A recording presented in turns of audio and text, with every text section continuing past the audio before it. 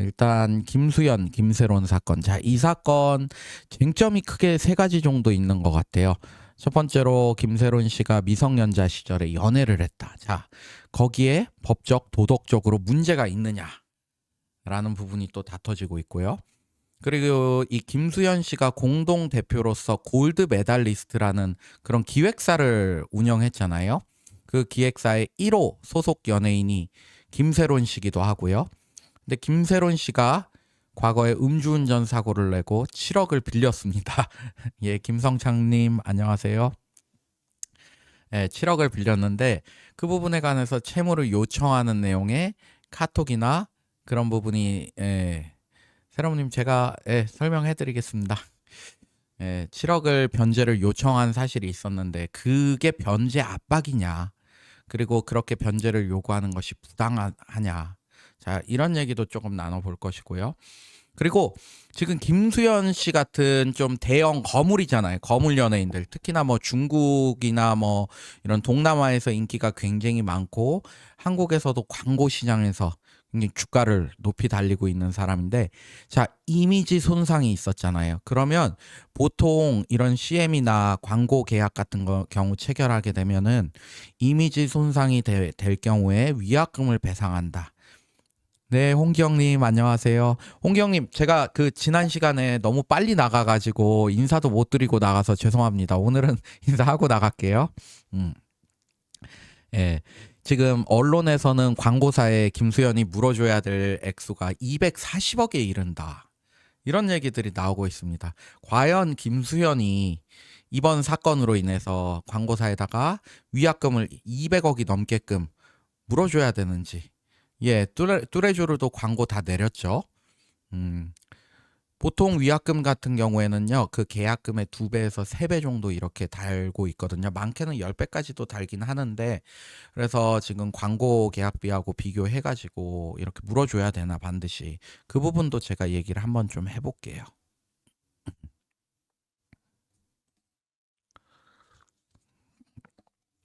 자, 지난 시간에 사이버레카 얘기를 좀 했었는데 진짜 사이버레카 채널이죠. 가로세로 연구소. 예.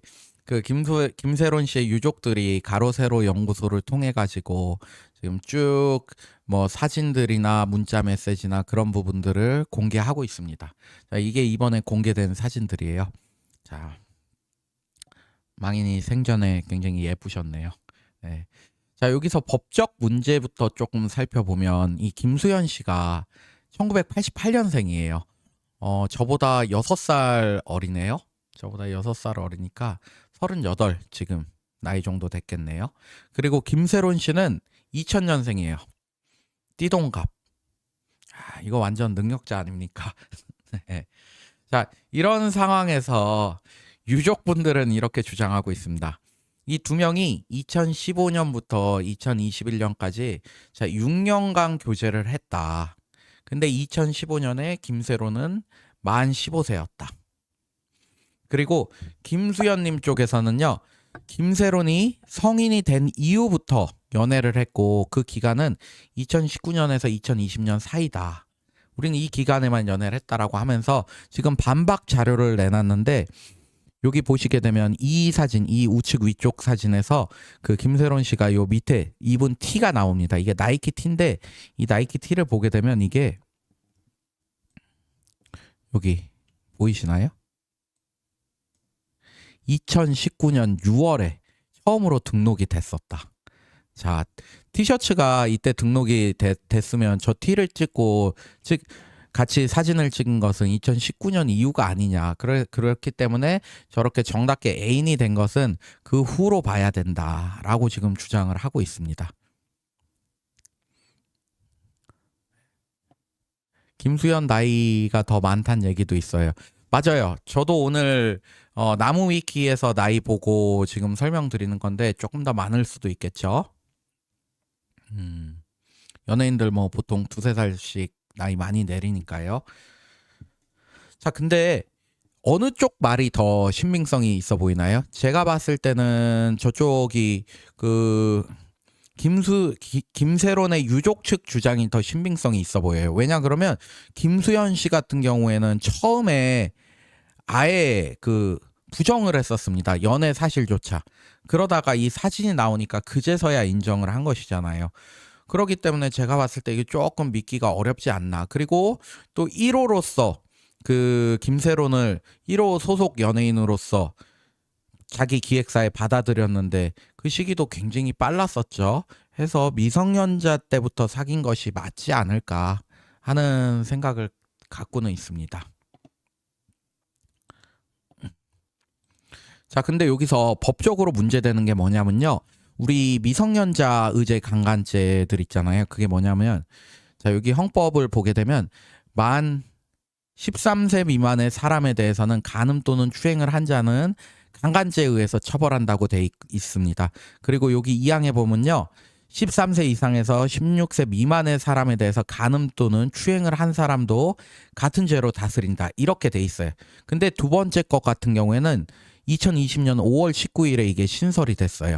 이게 뭐냐면, 자, 우리가 미성년자들은 성적으로 자기 결정을 할 수 있는 그런 의사결정이 결여되어 있다고 봐가지고 국가에서 후견적으로 개입을 합니다.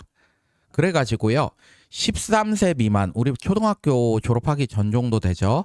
그 정도 사람에 대해서는요, 누가 됐던 그 사람하고 이렇게 그 사람이 동의하에서 서로 섹스를 했던, 그리고 서로 그 여기 강제추행도 포함이 되네요. 서로 간에 스킨십을 했던 간에 문제가 됩니다. 근데 1항에 의해서 문제됩니다. 배리언님.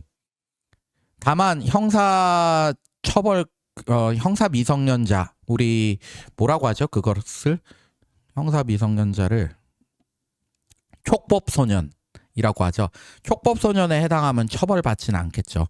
그렇지만 10대끼리 사귄다 그래도 1항에는 저촉됩니다. 근데 2항에서는 10대 촉법소년, 처벌되지 않는 소년들이라고 합니다. 자, 근데 2항에서는요. 13세에서 16세 정도에 이르면요. 그 간음 또는 추행을 한 사람이 19세 이상만 있어야지 해당해야만 처벌이 가능합니다. 그러니까 만 14세하고요. 만 14세하고 만 18세하고 이렇게 잠을 잤다. 자, 그 경우에는 이 미성년자 의제 강간죄가 성립되지는 않습니다. 근데 문제가 이 규정 2항 13세에서 16세는요. 요거는 2020년에 처음 신설이 됐어요. 근데 김세론 씨의 나이가 2000년생이잖아요. 그러면 저 법이 신설될 때는 한 만 20세 정도 이제 된 겁니다. 그리고 우리 형사소송법에서는 대원칙이 있어요. 죄형 법정주의도 있고요. 그것은 사람을 처벌하기 위해서는 반드시 그 죄가 우리 법전에 적혀져 있어야 된다. 미리 정해져 있어야 된다. 그렇지 않고서 처벌하게 되면 문제될 수 있잖아요. 그거 하고요. 그리고 새로 법이 만들어질 경우에는 그것을 기존에 그 법이 만들어지기 이전에 있었던 일에 집어 대입해서는 안 된다. 이게 소급표 금지의 원칙입니다. 이 두 가지가 형사소송의 완전 대원칙이에요. 근데 이 법이 나중에 만들어졌고 그 김세론하고 김수연이가 만약에 2015년부터 연애를 했다 그래도 그 경우에는 이 신설되기 전이니까 이 2항을 적용할 수는 없게 되고 김세론은 만 15세 이상이었으니까 1항도 적용이 안 되죠. 그래서 형사법적 책임이 없습니다. 언제부터 연애를 했느냐에 따라서 관계없이요. 홍기영님, 제가 18살 때 22살 만나면서 관계 가졌다면 그 누나도 범죄였던 거네요. 아닙니다. 여기서 2항 보시게 되면 13세 이상에서 16세 미만의 사람까지만이잖아요. 그렇기 때문에 18세 같은 경우에는 처벌 대상에 해당하지 않습니다. 그렇지만 예외도 하나 있어요. 우리 만 19세 미만의 사람하고요. 대가를 지불하고 성관계를 하면 그 성매수가 되잖아요. 자, 그 경우에는 아동 청소년의 성보호에 관한 법률에 따라서요. 아동 성매매 그 범죄는 성립할 수 있어요. 네. 이게 아동 청소년에 관해서는 좀 되게 여러 가지 법률에서 좀 나눠져서 규율되어 있어서 변호사님들도 모르는 경우가 많고요. 그리고 진짜 웃긴 게 뭐냐면 여러분들 이 규정 있잖아요. 2020년에 신설된 이 규정이요. 이거 과거에 경력이 오래되신 변호사님들도요. 이 규정을 모릅니다. 모르시는 경우가 굉장히 많아요. 제가 봤을 때 절반 정도는 모르시는 것 같아요. 특히나 성범죄 다루시지 않는 뭐 검사 출신 변호사가 아니다 하시는 분들은 한 절반 정도밖에, 왜? 그분들 공부할 때는 이거밖에 없었거든요. 그래가지고 처음 찾아가면은 야, 만 13세 넘었는데 뭐가 문제야? 라고 얘기를 해요. 근데 요새 수사기관에서 이 2항을 적용해가지고 굉장히 많이 조사를 해요. 그리고 2항에 의해서도 처벌이 많이 되고요. 2항에 의할 경우에도요, 이게 합의가 안 되면은 이거 징역형 나오는 경우, 단기 징역형 나오는 경우 꽤 많습니다. 1년 정도요. 그래서 이거는 좀 대국민들한테 이렇게 좀 중환제가 생겼다 그러면 좀 홍보를 잘 했어야 되지 않나, 국가에서 미리, 법무부 차원에서. 근데 이거 몰라가지고 되게 처벌받는 경우 많다는 거. 오늘 방송 보신 분들은 다 주의하십시오.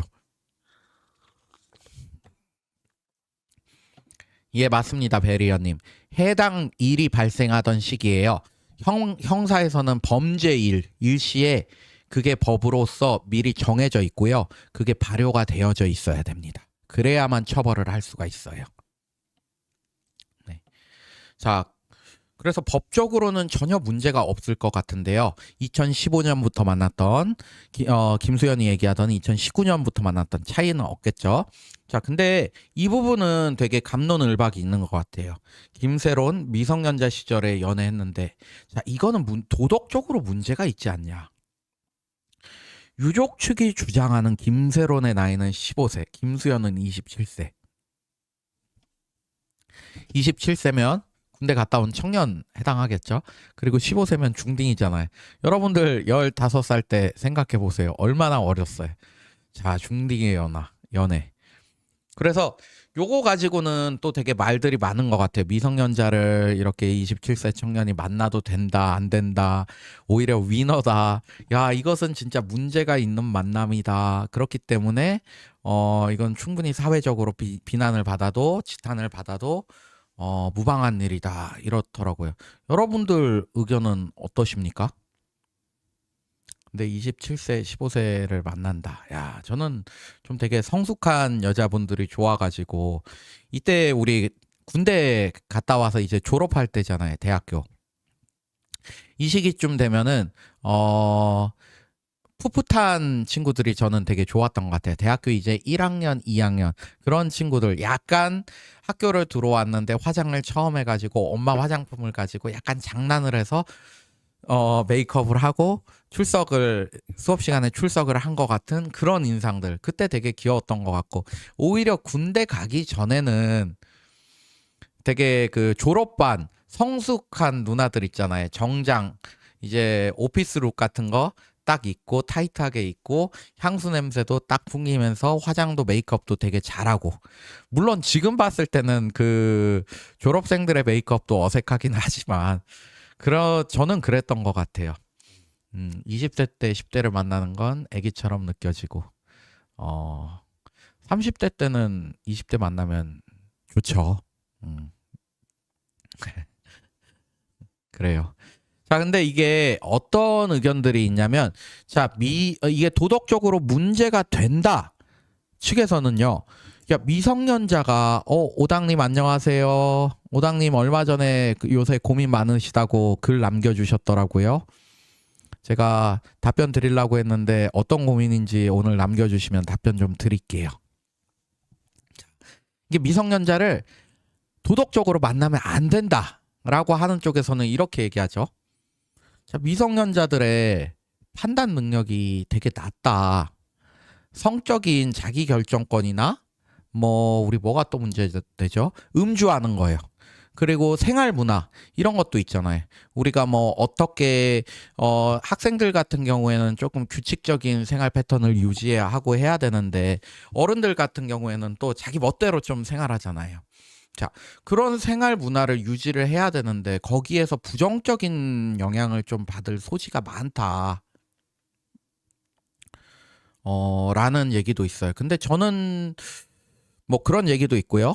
두 번째로는 자기 나이 또래를 거쳐서 가야 되는 게 있는데 그걸 너무 벗어난 느낌이 있다. 그리고 또 그냥 너무 당연하게 그냥 보기가 너무 안 좋고 어울리지 않는다. 이런 의견 있으신 분들도 있는 것 같아요. 그리고 이게 미성년자를 만나도 된다라고 하는 쪽에서는 자, 이게 미성년자의 니즈를 왜 반드시 억압해야 되는가? 자, 이들의 연애 감정까지도 뭐 성인 혹은 사회에서 후견적으로 개입해서 간섭해야 될 정도냐. 분명히 스스로도 합리적인 의사결정을 할 수 있고 미성년자 본인이 좋아서 만나고 상대도 좋아서 만나는 건데 요게 왜 개입을 해야 되는 거냐. 그리고 미성년자 시절에 여러분들도 다 있잖아요. 누구나 되게 좋아하는 연예인들 있잖아요. 저 미성년자 시기에는 저 중고등학생 때는 H.O.T의 강타하고 잭스키스의 그 강성훈 씨가 굉장히 인기가 많았어요. 그 문희준 씨도 인기가 많았고요. 그 G.O.D의 데니 그분 좋아하시는 분들도 많았단 말이에요. 저는 개인적으로 그 당시 누굴 좋아했냐면 엄정화 씨도 좀 좋아했었고요. 그리고 그 생각이 안 나네요. 그 핑클의 누구죠? 그 리더 이효리 씨. 예, 이효리 씨도 저 굉장히 좋아했었거든요. 근데 그렇게 뭐 앞에 가서 집 앞에 가서 이렇게 기다리기도 하고도 그러잖아요.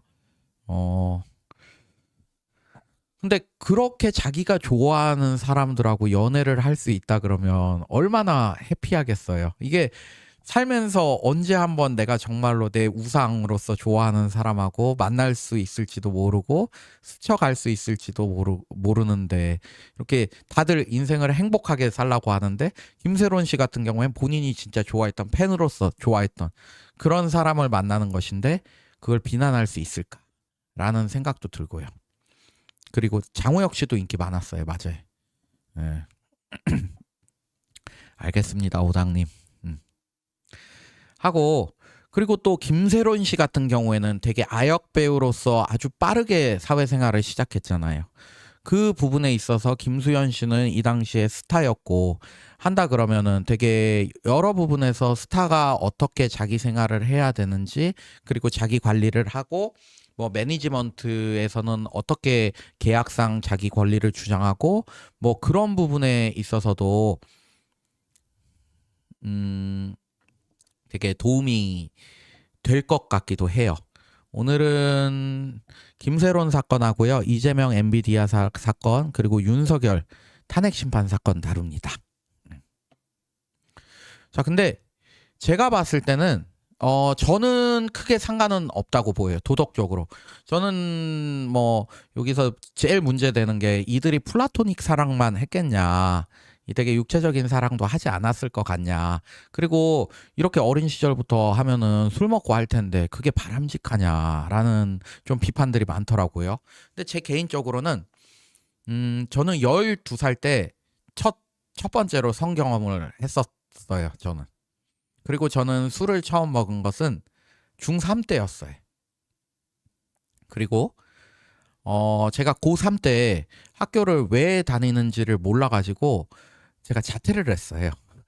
네. 자퇴를 해가지고 고3 때부터 제가 담배를 폈거든요. 근데 제가 요 중에서 이렇게 술, 담배, 여자 뭐 이런 것을 다 빨리 하고 했는데 저는 제 판단에 관해서 지금 제 나이가 되니까 후회가 하나도 없는 것 같아요. 저는 오히려 더 좋았던 것 같고요. 되게 빠르게 그런 쪽에서 눈을 떠가지고 그런 쪽 경험을 하다 보니까 이제는 되게 컨트롤 같은 게 더 잘 되는 것 같아요. 제 스스로 어린 시절에 놀아보니까 공부하는 시절에 이제 다른 유혹에 빠지지 않고 공부도 되게 열심히 했던 것 같고요. 그리고 담배는 조금 후회되기는 해요. 그 시기에 제가 고등학교를 자퇴해가지고 좀 노는 친구들하고 갈 데가 없으니까 맨날 PC방 같은 데 갔거든요. 그러면 그 당시 PC방에서는 그냥 담배를 막 펴도 허용이 됐었어요. 네, 도나카님 감사합니다. 네, 제가 빨리 1만 달성하려고 채널명을 법통령 김경남으로 바꿨습니다. 담배는 그 당시에 고3 때부터 안 폈어도 제가 언젠가 뭐 군대 가서들 많이 배우잖아요. 그때는 아마 폈을 것 같아요. 결국은. 그래서 이것도 사실 제가 담배 필 운명이었구나 라고 생각은 듭니다. 근데 요새 되게 끊으려고 노력 많이 하고 있고요. 제가 전담으로 꼭 바꾸면서 꼭 끊을 겁니다. 네, 저는 10대 때 굉장히 문제아였습니다. 저는 군대에 갔다 와서부터 제대로 된 공부를 좀 시작했고요. 군대에서부터 시작을 했죠. 예, 그 군대에서 제가 되게 처음 알았던 게 저는 노는데 되게 특기가 있었을 줄 알았는데 생각보다 제가 시험 보고 이렇게 논리적으로 좀 생각하고 사고하고 답안지 써내고 이런 데 사람이 조금 재능이 있더라고요. 저는 그거 되게 늦게 알았어요. 근데 그런 쪽에 좀 재능이 있었다는 거 자체가 알겠습니다. 뽀로로 써보겠습니다. 어떻게 보면 지금에 와서는 이게 어머니가 그래도 뭐에 재능을 주셨구나. 저는 10대 때 되게 가수 하고 싶어가지고 오디션도 보러 다니고 했는데 제가 노래를 못 해가지고 맨날 오디션 떨어지고 그랬거든요. 그래서 막 두타 앞에서 춤도 추고 그 당시에 그랬던 적도 있습니다. 그래서 저는 괜찮다고 보는데 사람들은 조금 다른 의견도 있네요. 근데 이 부분이 지금 되게 특이한 게요. 미성년자가 어떤 관점에 놓이는지에 따라서 사람들 의견이 좀 다른 것 같아요. 이런 김세론 씨 같은 사안에서는 미성년자 보호해야 된다라고 보는 시각이 더 많아요. 그런 것 같아요. 근데 반대로 우리 뉴스에 미성년자가 조금 강한 범죄를 저질렀다. 뭐 어디서 엄마 아빠 차 가지고 나오거나 차량을 절도해서 운전해서 가다가 큰 사고를 내서 사람을 크게 다치게 했다. 자, 이런 사안에서 우리 뭐라고 합니까? 이런 사안에서도 미성년자니까 봐줘야 된다? 아니죠. 이런 사안에서는 요새는 야, 형사 미성년자 이거 촉법 소년 이런 문제들 다 없애야 된다 라고 얘기를 하잖아요. 그래서 이게 미성년자가 어떤 관점에 놓이는지에 따라서 이거는 굉장히 사회적인 시선이 요새는 갈리는 것 같아요. 자, 감사합니다. 김성창님. 김성창님은 제가 실제로 아시는 분인가요? 이름이 잘 기억이 안 나가지고요. 자, 그리고 다음으로는 요거 한번 살펴볼게요. 지금 또 많이 언론에서 문제 삼고 있는 게 채무 7억에 대해서 변제 압박이 있어가지고 자, 이것 때문에도 김세론이 굉장히 힘들었고 자살을 선택한 거 아니냐 이런 얘기도 많이 합니다.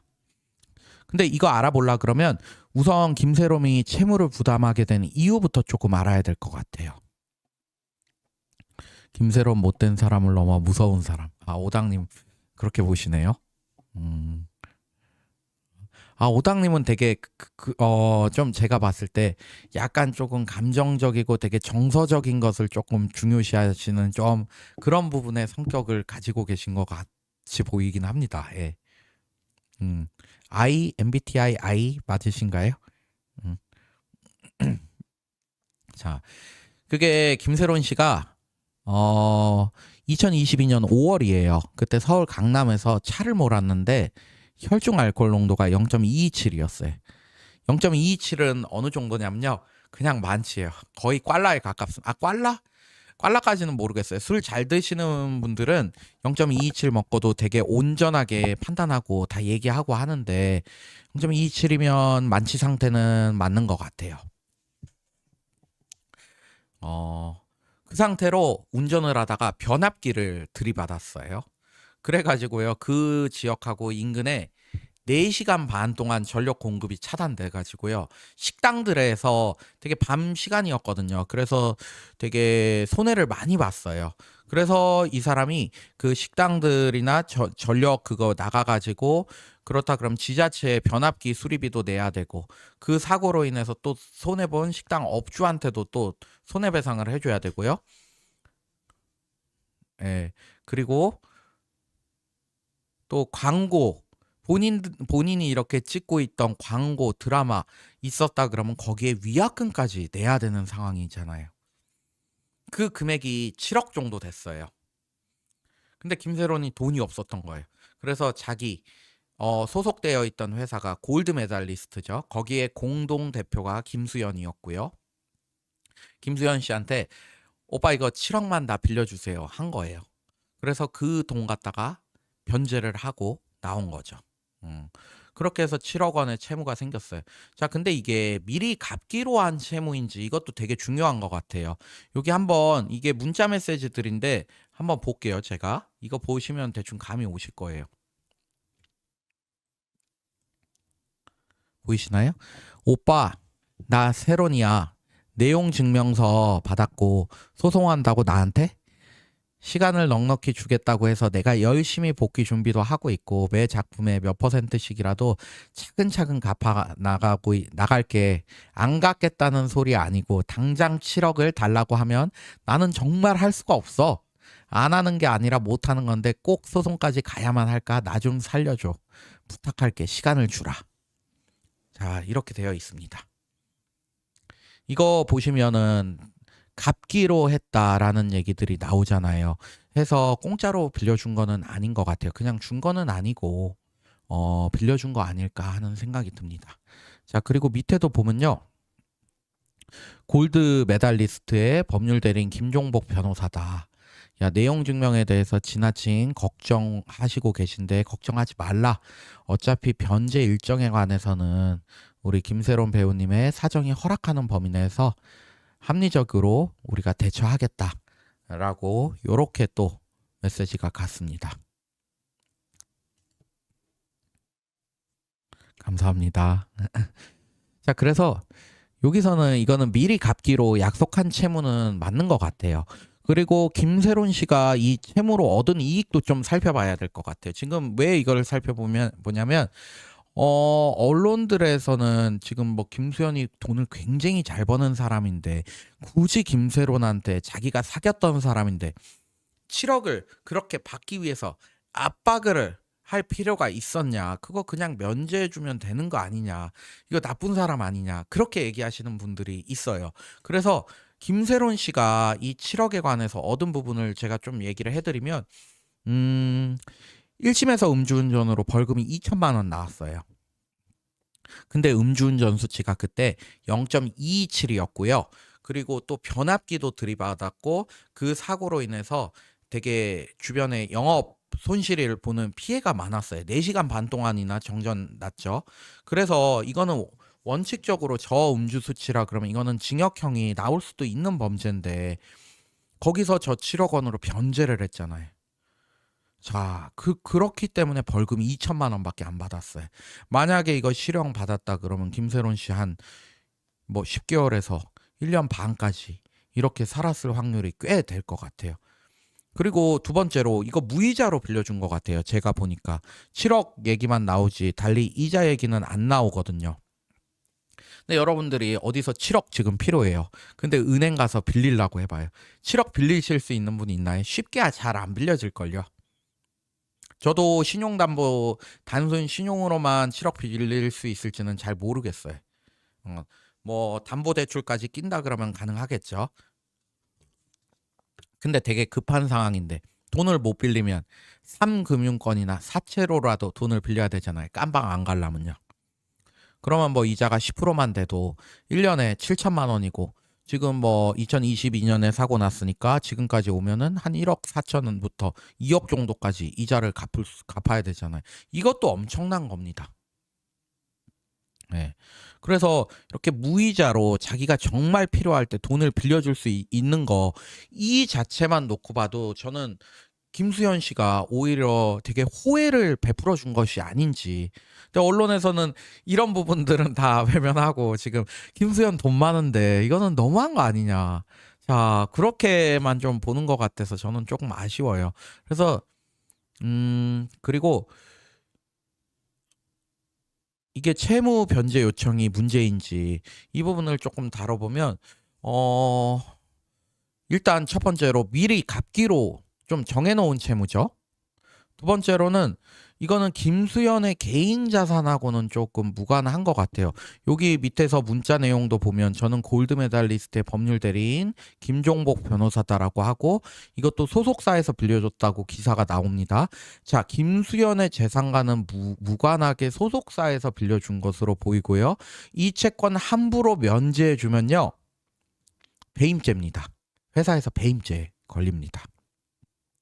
그리고요, 이 무이자로 혜택을 필요할 때 줬던 것만 해도 굉장히 저는 호혜적으로 빌려줬다고 생각을 하고, 네 번째로, 맞아요. 오당님 지금 말씀하신 것처럼요, 그 부분에 대해서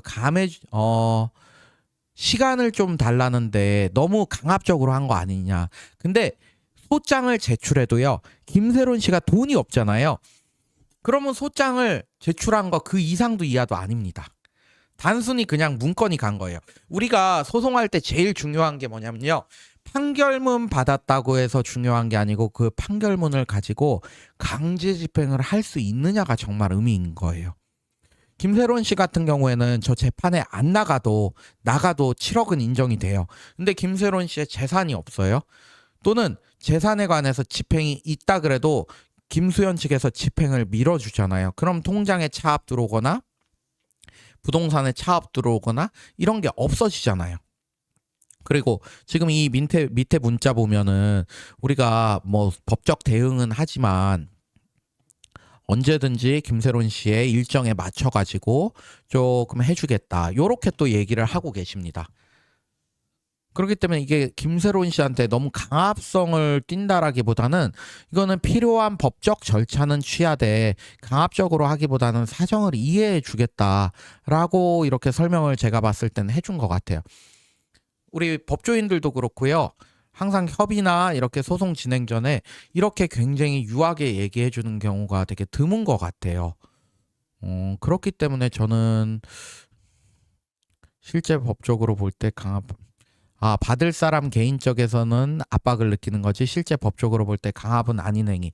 받을 사람 입장에서도요, 소장이 단순히 소송이 들어온다는 거 이외에 이 사람한테 부동산 예금 채권, 이 사람이 받는 수익에 압류 조치를 하지는 않았기 때문에 그렇게 강압적으로 느껴지지는 않을 거예요. 우리 어디 가서 그 공정증서 같은 거 쓰잖아요. 공증 받는다고 하잖아요.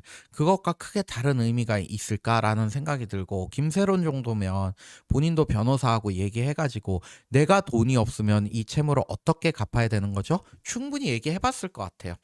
돈이 없으면 어쩔 수 없어요 라고 변호사가 얘기해줬을 것이고, 그러면 조금만 더 버티면 됐을 텐데 조금 아쉽기는 합니다. 자,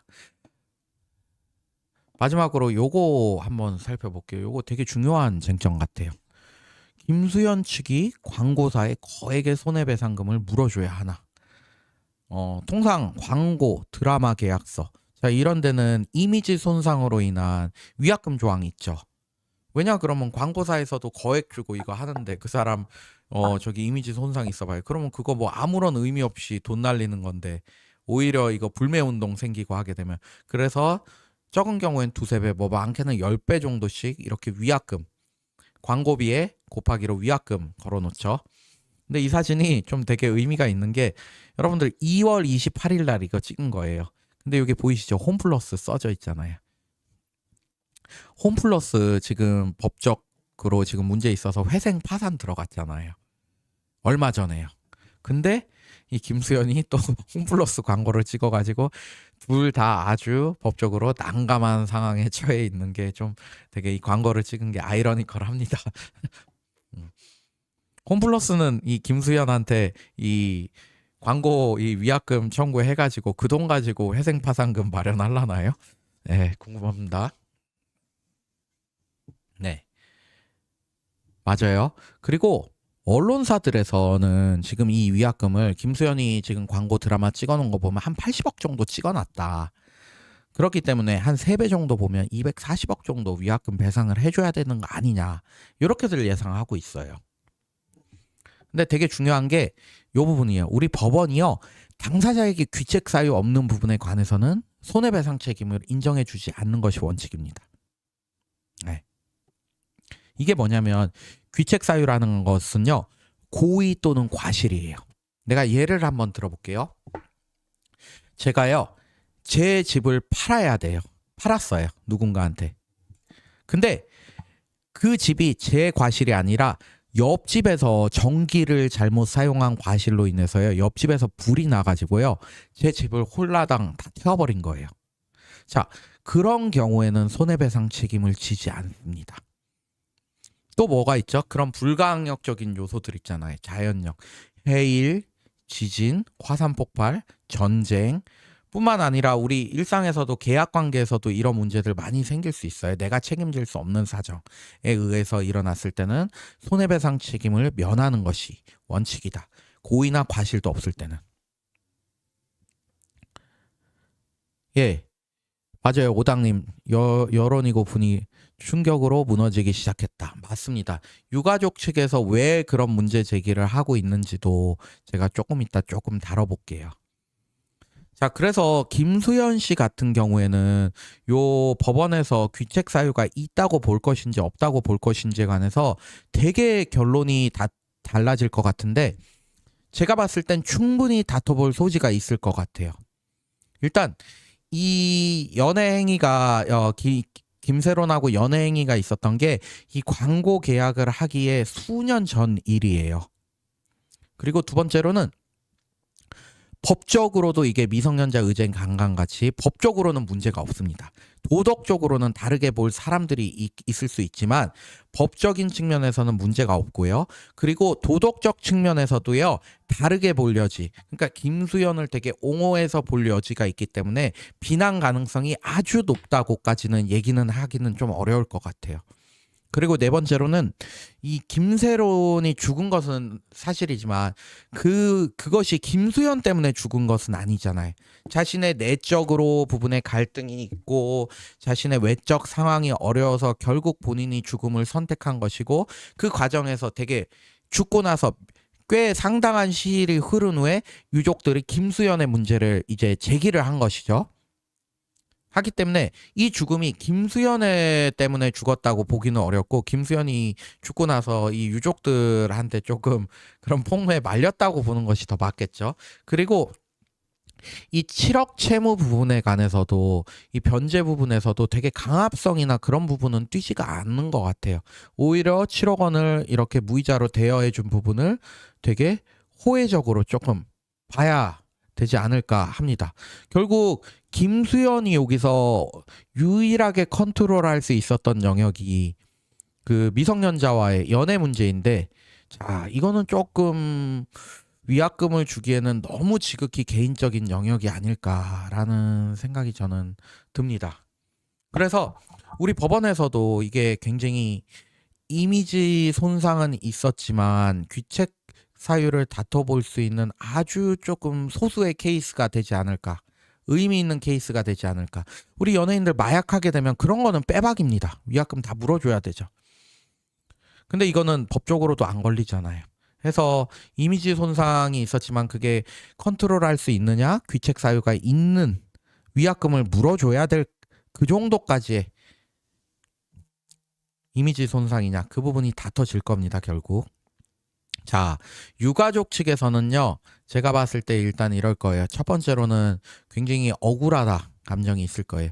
결국 유가족 측이 자녀 사망 후에 자녀의 이런 핸드폰도 열어보니까 이런 부분에 심적으로 되게 어려웠다라고 하면은 어디든지 풀고 싶은 마음이 생기잖아요. 자녀가 갔는데. 그러면 그런 부분들을 공개하겠다는 부분에서도 의미가 있을 것이고요. 거기다가 되게 안 좋게 얘기하는 언론들이 많잖아요. 그런 언론들을 자기 딸이 사망을 했는데 그 언론들을 돌려가지고 조금 아쉽게 갔다라는 그런 이미지를 만들고 싶기도 했을 것이고요. 그리고 세 번째로 자, 김세로님 사망하셨잖아요. 김세로님 결혼 안 하셨죠? 자녀 없죠? 그러면 직계 존속, 즉 부모님들이 상속을 하게 됩니다. 상속을 하게 되면 7억 원의 채무가 부모님들한테 갑니다. 그 부모님들이 베리언님 딱 제가 하는 얘기 질문 딱 하셨네요. 자, 부모님들이 일반 상속을 하게 되는데 그 상속을 피하기 위해서는 한정 승인이나 상속 포기를 해야 됩니다. 상속 포기를 하게 되면 채권도 없어지고 채무도 없어지게 되고요. 근데 김세론의 재산이 많지가 않다고 하니까 상속 포기를 할 개연성도 꽤 될 것 같아요. 네. 그리고 한정 승인을 하게 되면요. 망인이 가지고 있었던 재산 범위 내에서만 갚으면 되는데 망인이 7억은 못 가지고 있었을 것 같아요. 재산은 조금 있긴 했을 것 같긴 해요. 근데 7억까지는 안 됐을 것 같아요. 그래서 유족 측 입장에서는 이게 문제가 돼가지고 김수현이 공동 대표로 있는 골드 메달리스트 소속사 측에서 7억 원의 채무를 면제해주면 그것은 굉장히 큰 이익이 될 수도 있잖아요. 자, 그런 부분을 노리고서 뭐 고의성이 다분했는지까지는 몰라도 그런 효과도 발생할 수가 있습니다. 예. 자, 베리언님 질문에 답변을 좀 해드릴게요. 일반 채무와 같이 상속이 되고요. 그리고 상속 포기를 해도 일부 갚아야 하는 그런 부분이 있지 않나요? 상속 포기를 하면 일부 갚아야 되는 부분이 없습니다. 한정 승인을 했을 때는요. 채무를 승계하는 게 아니고 책임을 승계하게 됩니다. 예를 들어서 제가 빚이 10억이에요. 근데 자동차 한 대를 가졌어요. 그러면요. 그 자동차에 관해서 채권자들이 집행을 해갈 수 있는 거예요. 제 상속인들은요. 제 채무를 상속하지 않습니다. 다만 자동차라는 재산만 집행의 대상이 될 뿐이고요. 네, 오당님, 제 방송 계속 들으면은 제가 아주 이성적인 판단을 할 수 있게 도움을 좀 드리겠습니다. 오당님은 MBTI 어떻게 되세요? 저는 ENTJ입니다. 그리고 사람들이 봤을 때도 전형적인 ENTJ라고 얘기를 하더라고요. 책임 승계 맞습니다. 정확합니다.